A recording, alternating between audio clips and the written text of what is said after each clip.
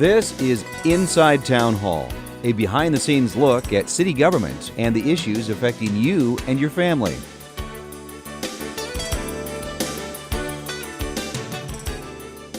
Thank you for joining us for this episode of Inside Town Hall. I'm your host, Madeline Shields. Coming up on the program, we talk about people who are the most vulnerable people in our city and how we can help them. But first, we're going to talk about how renters need to register their properties. We'll be back in just a moment. Hi, I'm Dr. Tyler Backless. I'm a resident physician with Falls Community Health. And according to the Centers for Disease Control in 2013, almost 275,000 babies were born to women aged 15 to 19 years old in the United States. That's almost 3 babies for every 100 girls in this age group. Please have a conversation with your children about sexual intercourse and safe sex practices. And if you are a young woman thinking about birth control, please speak with your physician. Well, if you have a rental property, there could be changes on the horizon. Joining me is City Councilor Michelle Erpenbach, and her guest is Matt Tobias, Code Enforcement Manager. Thanks for joining us for Inside Town Hall. Let's talk a little bit about rental registration. You know, Madeline, I've been on the City Council for almost 7 years now, and one of the things that has been really critical, especially in the neighborhood that I serve, the Central District, has been those properties that maybe aren't as maintained as well as we would like them to be. And it's not necessarily the renter's fault, and it's not necessarily the landlord's fault, but between the two of them, there's some issues. And so we've been looking at that ordinance that sort of keeps track of who owns those properties, and Matt's been involved with that process. Yeah, the rental registration, as far as from the code enforcement perspective, is very important. We had an incident like last week where we had a snow event, small snow event, kind of the first one of the season, reminding people about that. One of the key things when we get those complaints to come in on a property that hasn't shoveled their sidewalk, if it's a rental property, as long as it's registered like that, we have a phone number to call. So we kind of look at that as it's a way to contact the owner about, hey, we received a complaint on your property. Go out and we'll give you 24 hours. There's 48 hours to remove the snow off your sidewalk, but we're giving them an additional 24 because we're going to make that call the first day. So there's definitely a benefit there to registering the properties, and it's just, you know, we use the rental registration to contact the property owners. And one thing that we're faced with is property owners may not live in town. They may be out of town, or they're just kind of an absent landlord, so to say. So that's always been a challenge for us, but once we can get contact information for the rental property, that helps us out a lot. Is this a new guideline that property owners need to register or get a permit saying that they are renting that property? You know, it was previous City Council almost 10 years ago that adopted the first rental registration and permit process. It came out of, again, those concerns that we have as City Council members, but it is something that is difficult for people to remember that they need to do it. It really is a service that we provide for landlords, and so that was, kind of a reminder that that this is something that needs to happen. Okay, is there a fee? No, it's actually free, and that's the best thing about the program, and I think it helps with the overall success of the program. Is it's free. It's going to be hopefully really very soon here. We're going to be able to do this online. That's the next step with this, is making it easily as possible. Right now, if you go to siouxfalls.org, you can search for rental registration. There's a form that you have to print out and fill out, then you just mail it back to us. So we're doing that right now. We want to make it a little more user-friendly, having it be online. But yeah, it's a free service. Some people, they get the impression that we're going to be Big Brother on them. We're going to look at some things that they're going to do, and that's not our intent. Our intent is just to kind of communicate with the property owners, the landlords, and just, it's a good thing that we know. For one, fire uses it. I mean, fire department will use it on a number of units and whatnot. So, but it's a good thing for us to know who owns the property, a contact number, because if there's something code enforcement related happening at the property, it's good to get a hold of that person. And then we use those records. As always, we like to know how many rental properties we have in our city like that. So we use those records for a number of different things. So it's a free service, and it is an ordinance. It's saying that all properties must be registered. So we talk about how it's free and it's easily to use, but when it comes back to it, you circle the wagons back to it, it basically is an ordinance. And the way the ordinance is written is that We haven't had to do it yet, but we do have the ability, if someone does not register their property, technically you're in violation of that ordinance.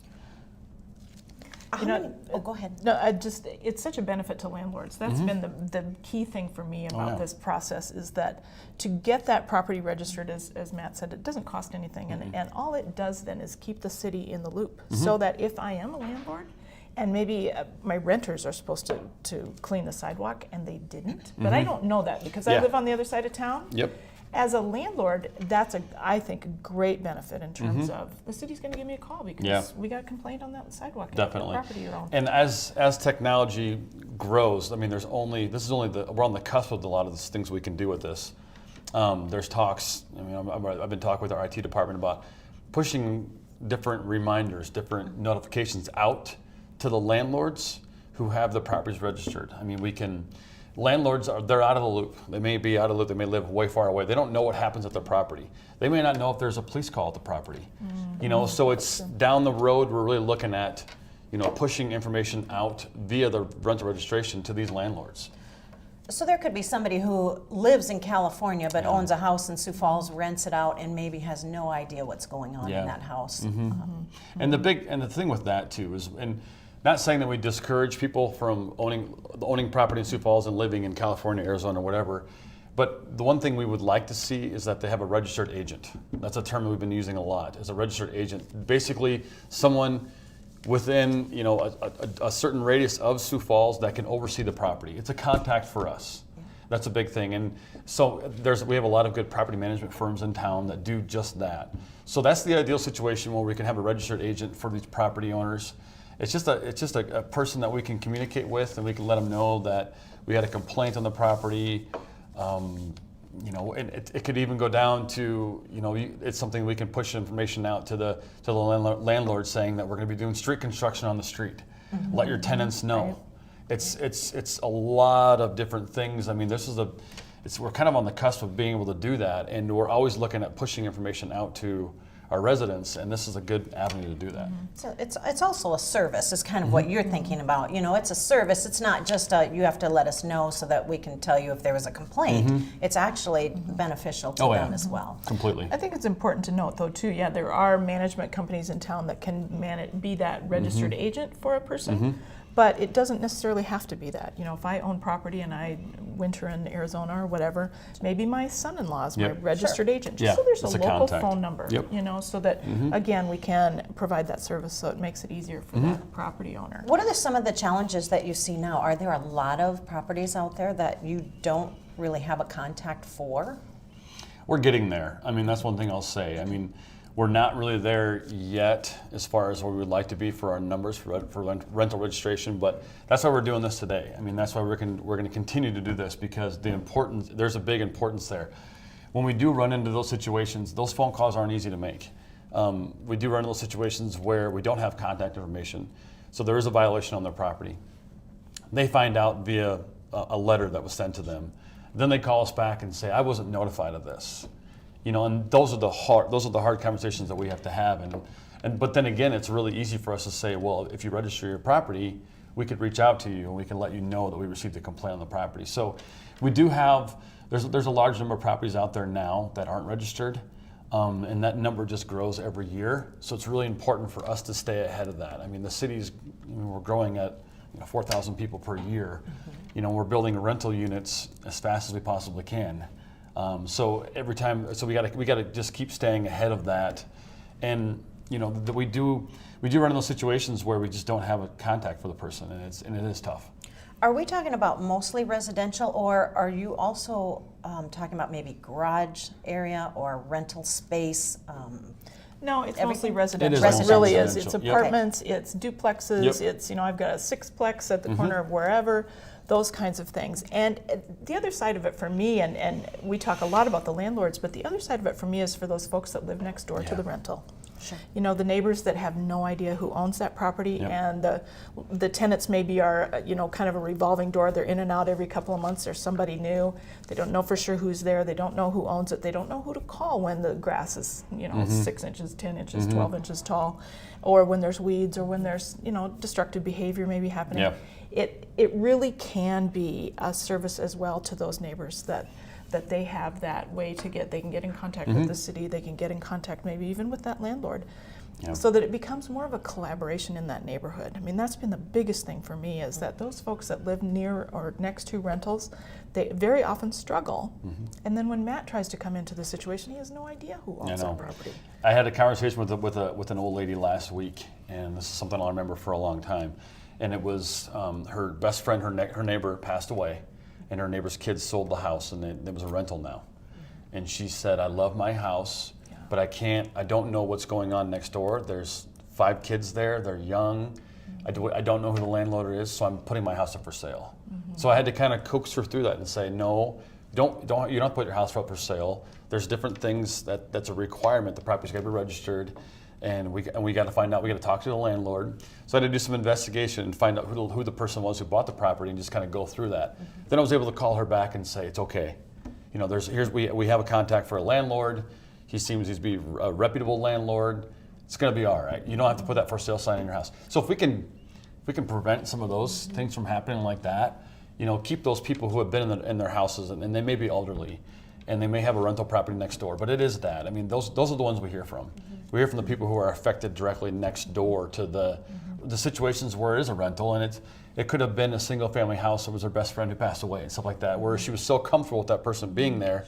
Now things change. And then it's we don't know who owns the property, and that's just us too. And that's us making sure, as a city, I'll say that as a city, it's making sure that we're going to follow up with that landlord. We're going to make sure the property's registered, and then we're going to address things with that landlord as they come up.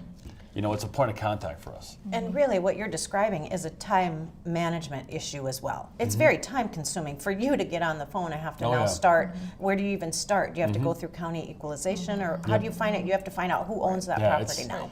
If you're like an investigative reporter. It's, you know, that's you know, it's funny you say that, because there's some of our code enforcement staff, there's a few of them on our staff that are like our little, I mean, I swear these guys, they view it as a challenge to figure out who owns it, who's owned it before. But as one thing though, as technology, as we move forward, I think that's becoming easier. But it does take time. But it's really important for us to do that and to get in contact with the landlord right away, as early on as possible. Let them know that, hey, you know, we're not the big bad city after you, but hey, we're the city. We're here to help you. We're here to help you. Please register your property. And we're just there to help them. And you know, the big thing, like I said before, in code enforcement, it's that first phone call. You know, we can give you that, rather than when we get letters in the mail from the city, people open the letter and they're like, oh my gosh, this is the first I found out about this. So if we can get to them before they get the letter, that's always it's a win-win in my world. So anytime that we can have a number like that to reach out to people beforehand and get that line of communication established and let them know that we're here to help them.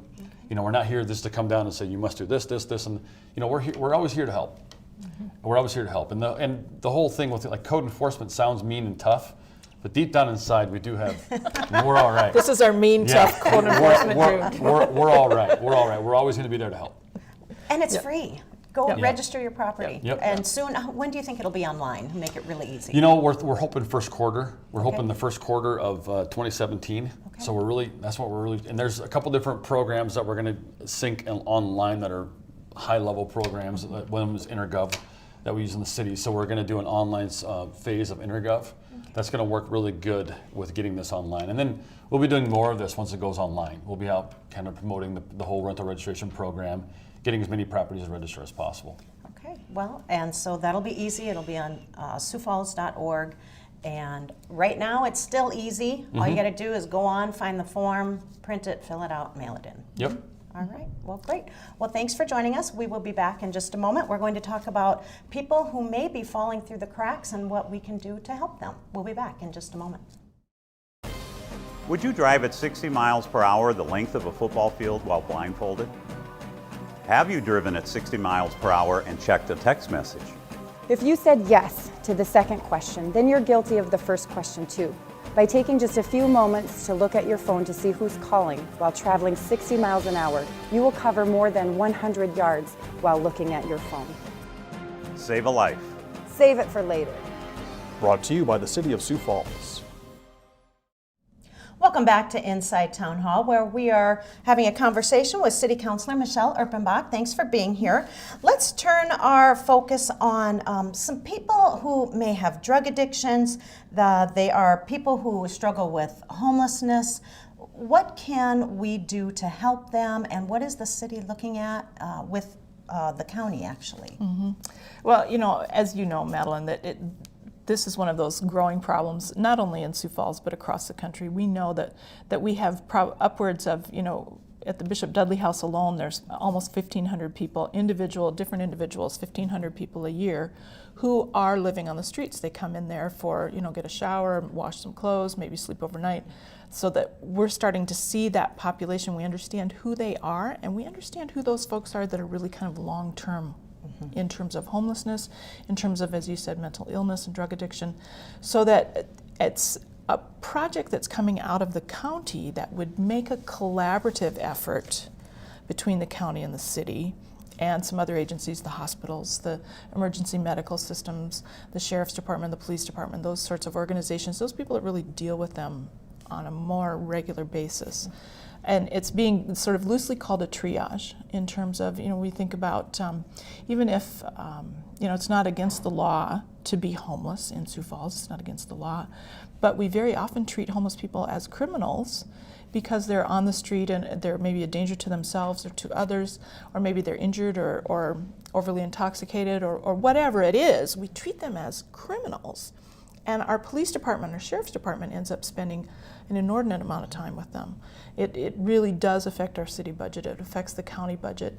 And we need to find ways that we manage those folks in a more humane way.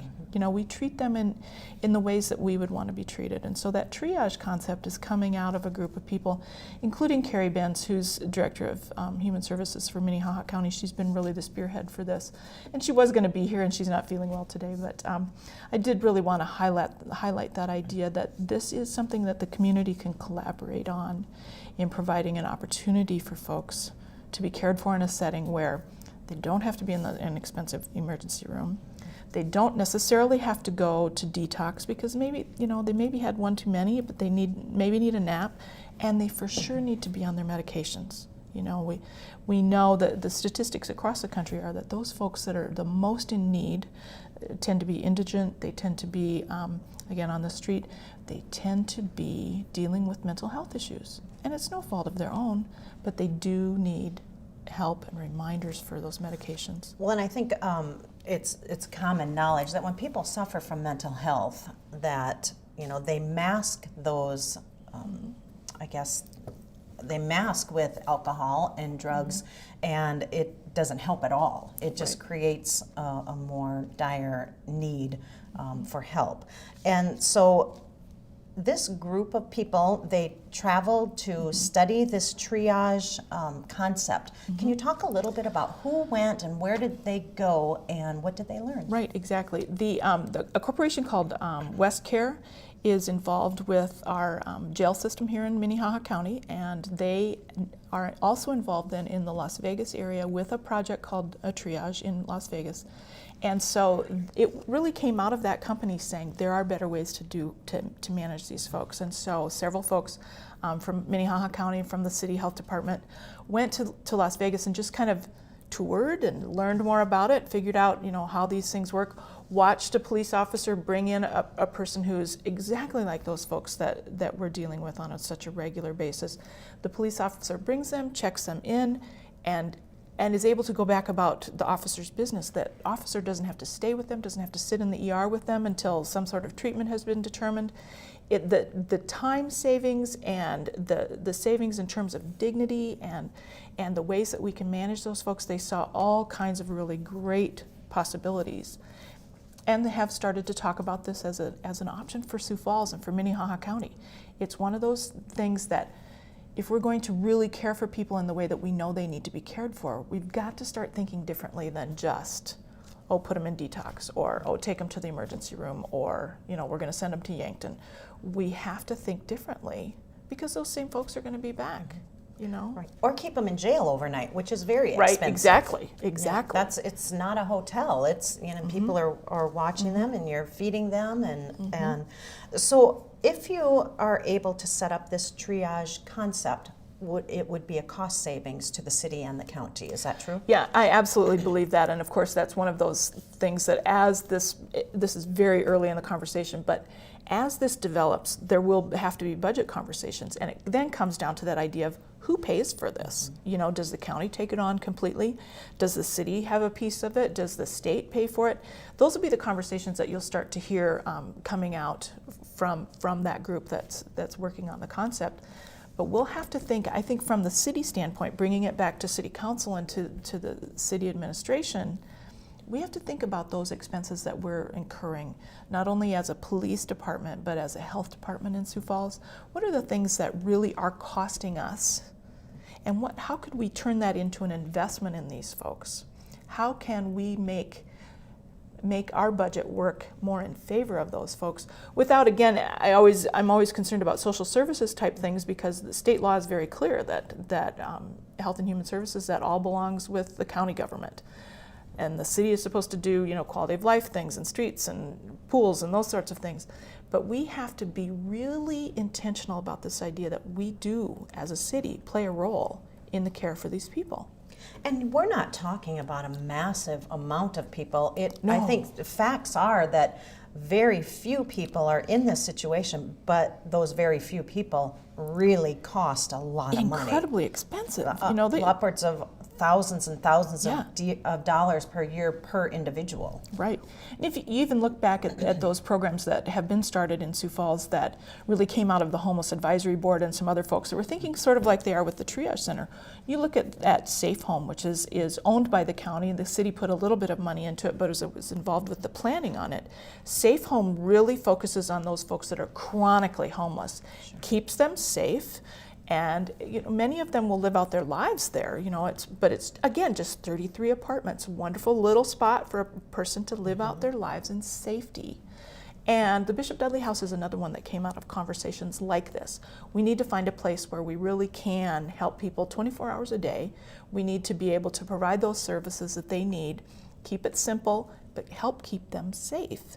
Those conversations came out of, a multi-governmental group like this one that's talking about the triage. What do you think the next step is for this group? And I know it's in the very early stages, but do you see maybe a volunteer committee being formed to help? Right. Again, I don't want to speak for Carrie, because Carrie Benz is in charge of it from Minnehaha County Human Services. But that would be my guess, is that they're meeting about quarterly right now. They're really in those very early stages of brainstorming. What would this look like? How much would it cost? How much would it save? Where would it be? Who would build the building? And then, yes, it's going to come down to that point where we're going to have those conversations. The city council and the county commission are going to have to sit down together, which we do about 3, 4, 5 times a year.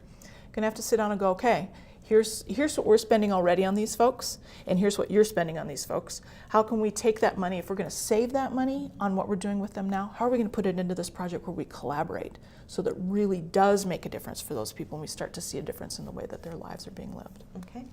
So if there's anyone out there that maybe has a piece of property, or this is close to their heart and they want to help people, yeah, absolutely. I mean, contact Carrie Benz. I would start with Carrie Benz and Human Services, but I'm also available to. I'm part of kind of the brainstorming behind the scenes with this. I am a member of the Homeless Advisory Board, and it's one of those projects that's near and dear to my heart. And it's one of those places that I think that as a community we know that we can make a difference for those folks in most need. Explain a little bit about what the Homeless Advisory Board is, if people don't know. Right. Homeless Advisory Board was started in the Munson administration more than 10 years ago. It started as a presidential edict that we're going to end homelessness in the United States in 10 years. Wonderful goal, really, and it is one of those things that really did create a lot of opportunities to talk about interesting concepts. That is where Safe Home came from. It is where the Bishop Dudley came from. But it is a multi-governmental unit. It's an advisory board that includes city and county, county commission, city council. Carrie is on that board. We have health department on that board. And then some folks who, that's just their interest. They are just community volunteers. They come into that board. And we do have the influence on policy. That's the key part of the Homeless Advisory Board, is that they act as that governmental advisor. So we talk about policy in terms of indigent care. We talk about policy in terms of homeless people. We talk about policy in terms of mental health issues.